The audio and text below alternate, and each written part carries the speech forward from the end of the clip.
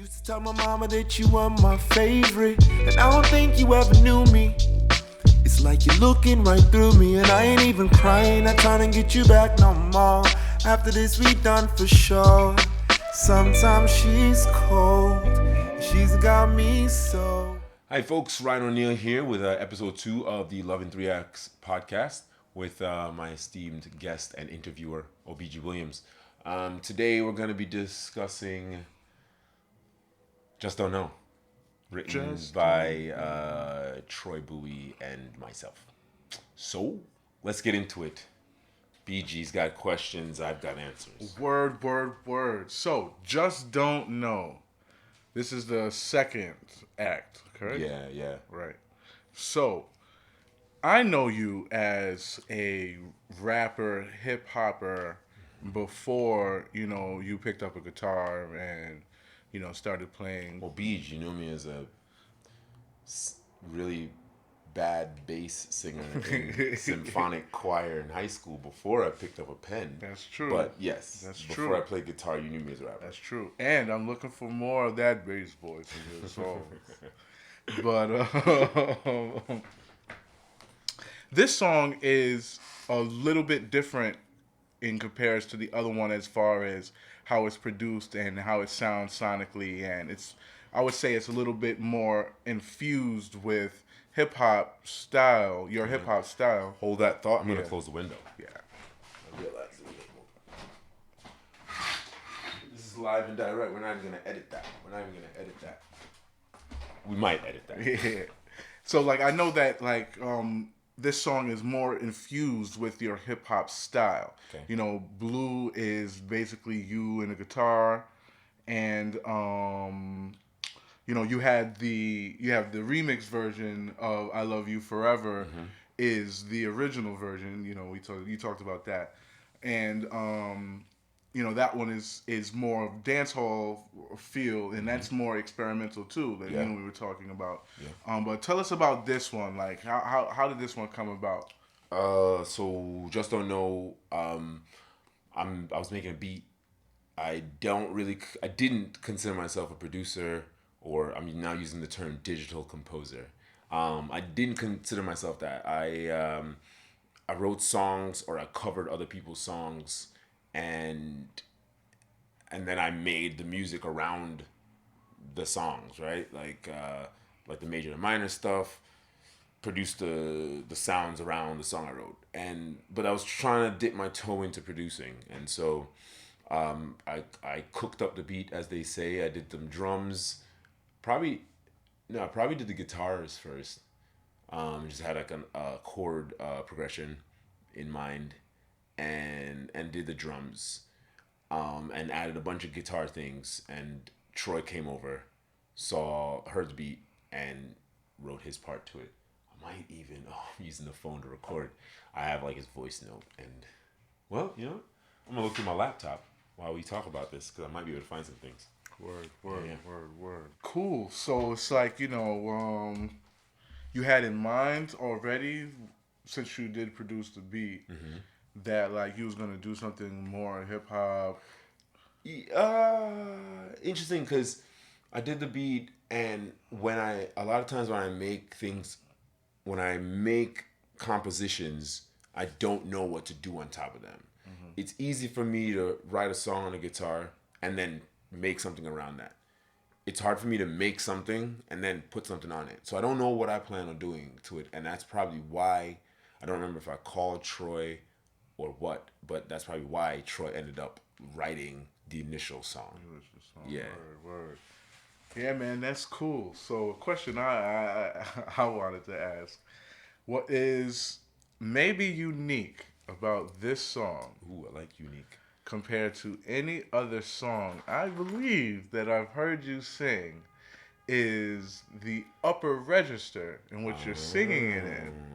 So tell us about that. Tell people how is it for the bass, as you just said. Yeah.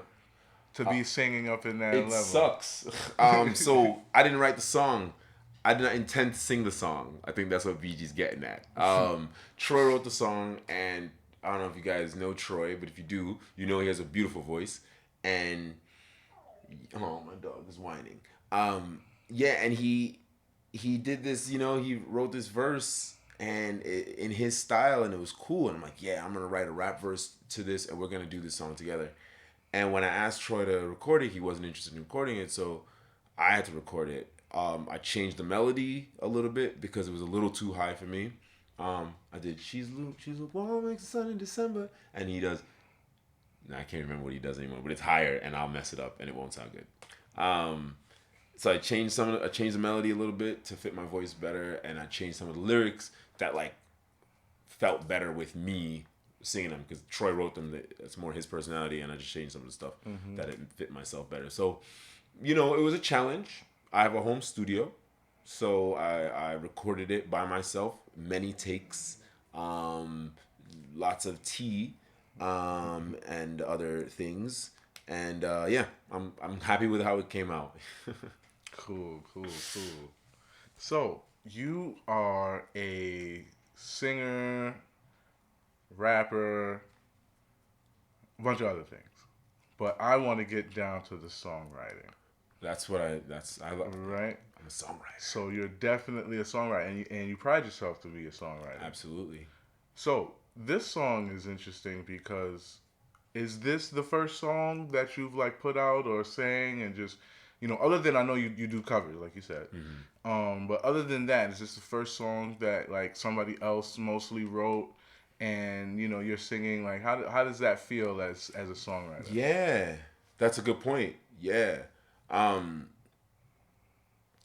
It feels cool, man, because, like, you know, Troy's a really good songwriter, 1. 2, I've known him for years. We've known each other for years, all of us. And I think in the time between him recording the scratch vocal and me getting the, like, he's not gonna do it. Yeah. I'd been singing it so much and coming up with the, like, basically the idea, like, I'm probably gonna end up singing this. And playing with different melodic ideas to keep his song, but like make it work better for me. And so it doesn't feel weird. I would like to sing other songs other people write, like people I know. So that'd be cool. So yeah, I liked it. It was a cool experience. Cool. So let's talk about the lyrics. Okay. You know, I think as a songwriter myself, it's hard sometimes to really emote and get, you know, what other people are saying when you're like singing other people's songs and things of that nature. Yeah. What was the process like for you as far as, you know, because this isn't necessarily your story, but it's... Do I have a story for you? Okay, so Troy writes a song and immediately I'm listening to the concept, right? And he's like, she's lukewarm like the sun in December, the kind of love that you remember, right? And it's like, okay, some girl or some woman is like playing with you. She's lukewarm, and we came. I don't know when we came up with the chorus, but eventually the chorus is, oh no, you a pro, you're playing with my heart, girl, you just don't know. So okay, cool. The song is about someone not being fully into you as you are into them. They're wishy-washy on the relationship, bet. And personal experience, you know? Except I was, in my experience, I was the villain. I was the person I was the one being wishy-washy. So my rap verse is literally from the perspective of a woman I was, like, involved with.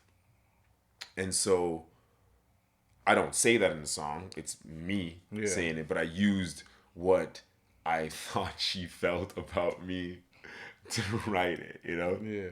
And so one of the lines is, it's crazy. One of the lines is,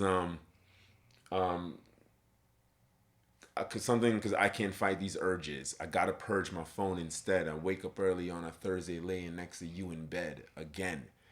And I swear to everything that is holy, after writing that, like I wrote that maybe like a Monday or Tuesday, that Thursday I woke up in that girl's bed. and I thought about it and I laughed and I almost I was like, that's terrible, Ryan.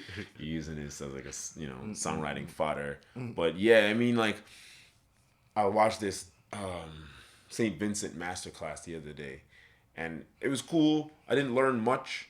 It taught me that I write a lot like St. Vincent, and she talks about like every song has a nucleus, and like it could be the riff.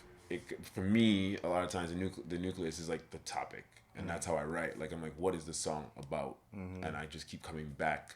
Maybe the song is a play on words. Like I wrote a song, little high, little low, and my verse, everything is about ascending and descending. Some things are up, some things are under. Like that's every lyric is about that. So this song, for me, the subject was the nucleus. Unrequited love, someone playing with your heart. Boom. I was playing with somebody's heart, so let me use that and write it. Dope. You hear that, kids? Anything can be a song, even when you're the villain. That's for sure. And I think in any good song, as far as written wise, there's a level of empathy, you're able to have so that you can at least, even if because I had an argument a long time ago saying that you can't write a song about something that you don't know about. You know what I'm saying? And I'm like, I think that you can, in the sense of empathy. In a sense of empathy, exactly. Like, you can see how other people feel, and you can express. I could totally write a song from the perspective of a white racist person. Yeah. I could totally write that song. I feel terrible that I could say that, but I could totally write a song. But I mean, I guess as a black person, I know about racism, so I do know about that. But no, yeah, you can get into the heart of someone else if you're an empathetic person. Yeah. And if you're an artist, you should be an empathetic person. Yeah. So if you're an artist, you can write about shit you don't know about. You can write shit about. Yeah. Absolutely. So this song, right, you were saying to me earlier off camera about how many people are involved with this song, and, you could tell us if that's how new that is for you to be involved with so many people, and what was the experience, and like, tell us who all was involved with making this one. So, like every artist, I am racked with insecurities, and I just know what I'm not good at. And when I'm not good at something, I find people who are better and I get them involved. And so the first level was I made the beginning of the beat, and I wasn't good at writing songs to my own beats, so I got Troy to write a song. And then, so I'm a digital composer. But in the same way, I'm a producer in that I knew it needed things that I didn't. I knew it needed more than the guitar and my drums and whatever. And so, I tried VSTs and digital instruments and stuff. And I was like, no, let me get Carl and Andy to come in. Carl plays flute and saxophone. Andy plays horn. And I knew the song would benefit. Yeah, I knew the song would benefit from having those sounds on there. And I didn't tell them what to play. I didn't write out anything, but I gave them like a general idea. I'm like, like you're not being melodic. You're play the chord, man. Like arpeggiate the chord. Give me some stabs, and they did exactly that. So I can't play those instruments, so I had to get them in there. I think you're singing on the chorus. I figure I could sing that part, but why not get my friends to sing on it? Troy's not singing on the chorus. And then I think Sion Crystal was last. So Sion comes in and he heard the beat and was like, "Oh, give me a guitar," and he wanted to play something, and it worked, so we keep it.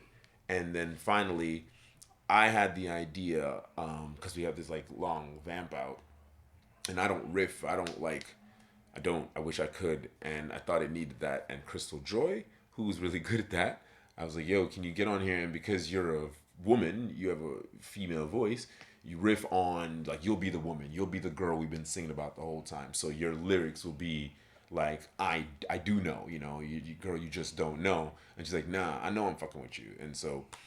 Yeah, so I think it's like 7 people besides myself. Yeah. And I like it that way. And they're all people either I've known since high school or that I lived with, Andy and Carl. So, good people. Cool. So, as an artist to an artist, like I know you've been sitting on this music for not too long compared to how long some artists can sit on music. Fair. You know, but you've been sitting on it for a while. So it's like at this point in time, the album's about to drop. You know, Tomorrow. True or false? You still like the song? Such a good question. I still like the song. I like the song because it's coming out tomorrow. Yeah. Maybe a month ago I didn't like the song. Yeah. Maybe a month ago I got the test presses, so I like the song. But there's definitely periods where you're just like, and I'll tell you, man, there's like you know it's whack because, like, you know, hip-hop is like referential, right? You're always referencing things, and like you date yourself by doing so. And like I have a line in there that I'm super proud of. I'm not gonna say what it is. I was super proud of it when I wrote it, and then like as time has gone, the thing I'm referencing is soured in a lot of people, including me, minds and hearts, and the reference is like doesn't hit as hard as anymore. And like, man, I thought that was like the shit when I wrote it. I was like, bow, bow, boom, knocking them out. And now I'm like, oh, that's a corny ass line, man. But you know, we keep it because you've already mixed and mastered it. It's already on the press. So what are you gonna do, right? But no, I do still like the song. I like the production. Joe Plord. Oh, that's another person I worked with. Joe Plord mixed it. Did a really cool job. Yeah. Word. Yeah, I still like it. That's such a good question. True or false? Hey, yo, shout out to Joe too. Not to talk shit about you, but those lines sound clean, man. You sound good singing in that register. You're kind. Yeah. I know that was a lot of you. That was probably a lot of him too, but yeah. I know Joe definitely did his studio magic on that. Yeah, it's funny because that's where I want to. That's what I want to sing. That's where people sing. People sing up there. I got married and my wife's like, "Yo, you should sing in your low voice." And I'm like, whatever. You know, you don't know anything. And I'm just like, I think about you years ago, and people are like, "Yo, you sing," and you're like, "Yeah, I sing and I rap, but I can't do both." Yeah. And everyone agreed, can't do both. And then here comes this fucking Canadian bastard, right, who like sings and raps, right? So I feel like and my wife's Canadian, so I should probably listen to her on this. Like I don't want someone else to come in doing like the low. I mean, and people already do it, like Pop Smoke, Biggie Small. There are low voices, but like when I pick up a guitar and I like go to sing, it's up there because like all the people I'm influenced by. Yeah.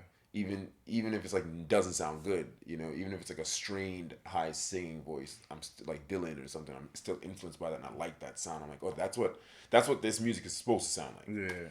I don't know, like if I was doing like soul or like something a little more groovy, yeah, I could see me doing the lower voice. Yeah.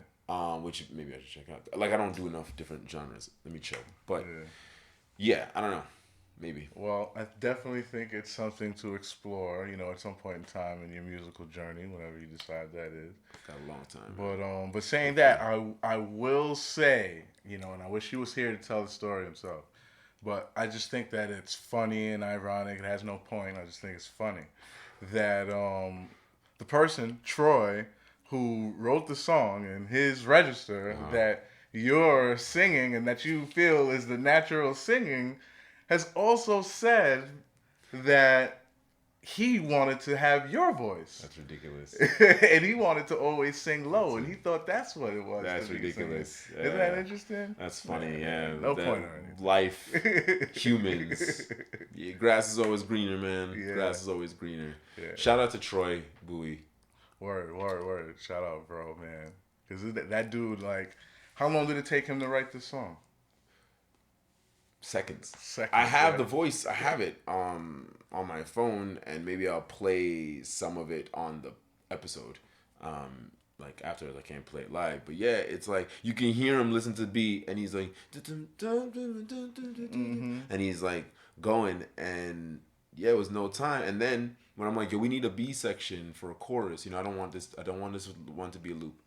And I just come up with the 2 chords, and he just goes right into it. Oh no, you a pro, you playing my girl, you just don't know. What? Yeah. What?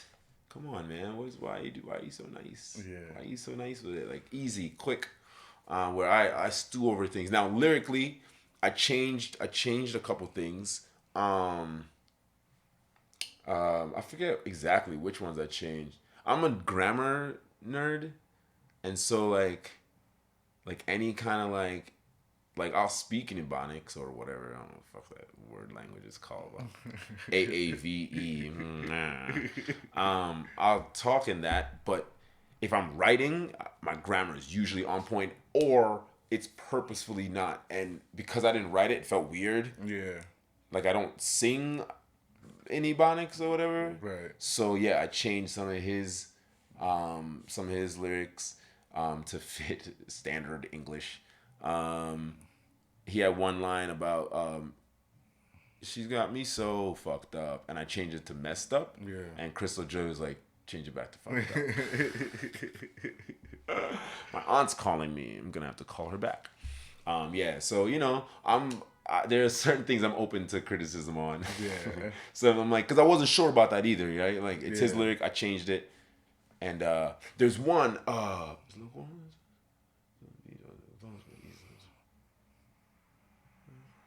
Well, I can just play it right here. Let's play it.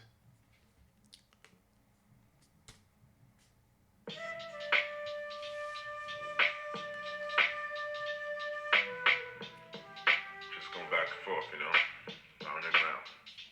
She's warm like the sun in December. The kind of love that you remember. Sitting on the beach while the wind comes blowing from the east and the sun's still sitting at its peak. I gave a lot more than I would on the regular. Even acting like we were together. Something new for me. We weren't meant to be. I guess Yeah. it was. He says we wasn't meant to be, and I changed to weren't. Right. She's got me so fucked up.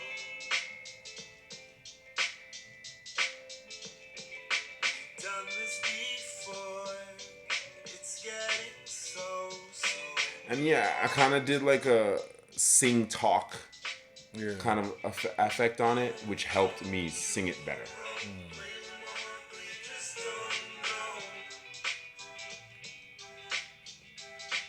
Okay, I remember the lyric now. He says, it's always good in the beginning, ain't it? It's nice and easy like we're finger painting.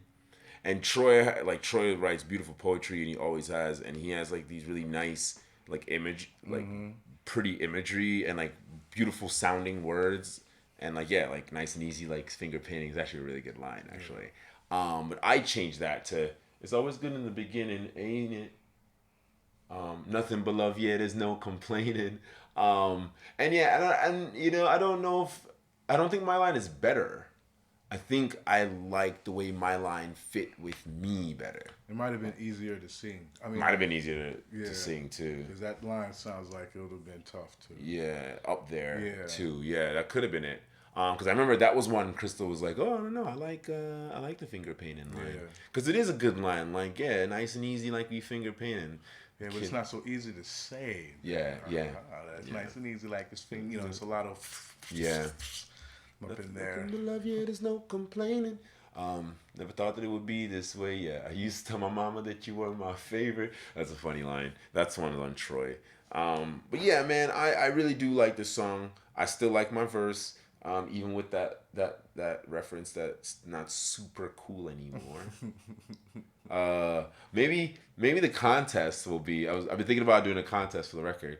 And maybe the contest would be if you can tell me what line in my rap verse of Just Don't Know is the one Ryan is not so proud of anymore, you'll get a free record. Maybe we'll do that. That might be what we'll do. But yeah, I'm proud of this song. It is the midway point. It's the in between point of Love in 3 Acts. It's when things start going wrong. But there's still some love there.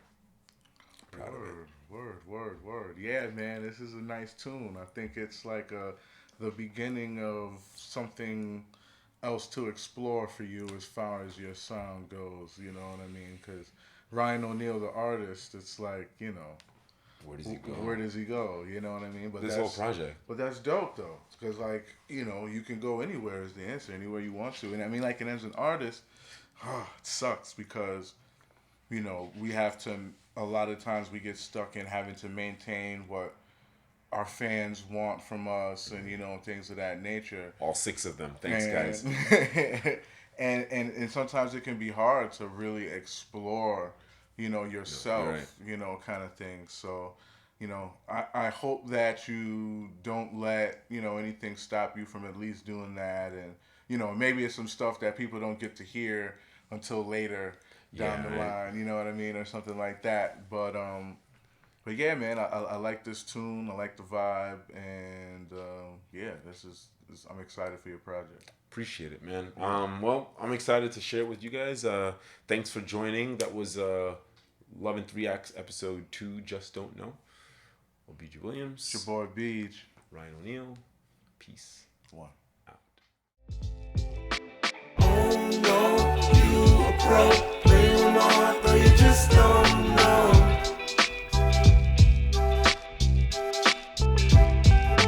Oh no, you a pro. Play with my heart, though you just don't know. Yo, if you love me, then tell me so. If you don't, then let me go.